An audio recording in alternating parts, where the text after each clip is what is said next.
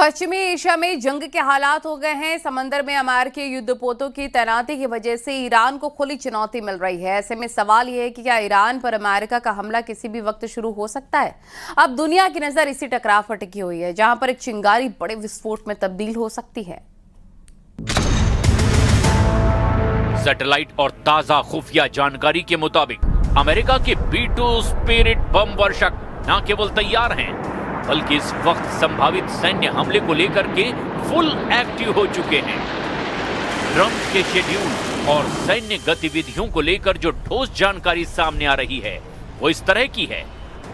B-2 बम वर्षकों की तैनाती और हाई अलर्ट। अमेरिका ने अपने B-2 स्टील्थ बम वर्षकों को लेकर बेहद आक्रामक रुख अपनाया है। रिपोर्ट्स के मुताबिक मिजूरी स्थित व्हाइटमैन एयरफोर्स बेस से B-2 बेड़े को अब हाई अलर्ट पर रखा गया है।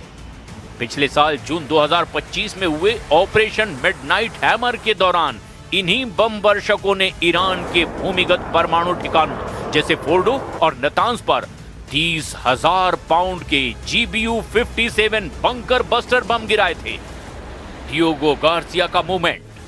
कुछ रक्षा सूत्रों का कहना है कि B-2 बम वर्षकों को हिंद महासागर में स्थित डियोगो गार्सिया बेस पर भेजने की तैयारी है, जहां से वो सीधे ईरान के अंदरूनी हिस्सों में घुसकर हमला कर सकते हैं। हिंद महासागर में स्थित ब्रिटिश क्षेत्र इस वक्त B-2 गतिविधियों का मुख्य केंद्र है। हाल ही में यहां 6 B-2 स्पिरिट बम वर्षकों की मौजूदगी दर्ज की गई है।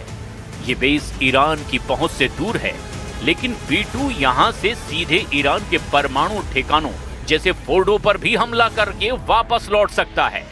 ईरान के पास मौजूद S-300 और power 373 defence system B-2 stealth bomb वर्षकों स्टील्थ विमानों को ट्रैक करने में सक्षम नहीं माने जाते।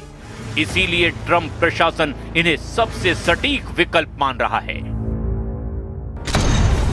RAF Fairford England. यूरोप में ये एकमात्र बेस है जहां B-2 के लिए विशेष क्लाइमेट कंट्रोल हैंगर है।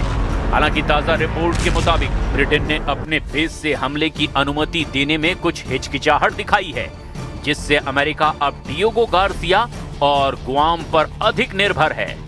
Whitman air force base.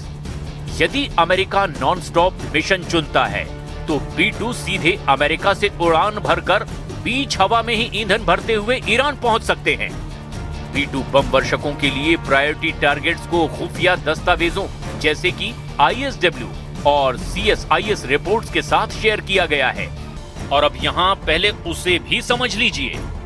अगर ईरान पर हमला हुआ तो B-2 बम वर्षक सबसे पहले ईरान के 3 परमाणु ठिकानों पर हमला कर सकते हैं।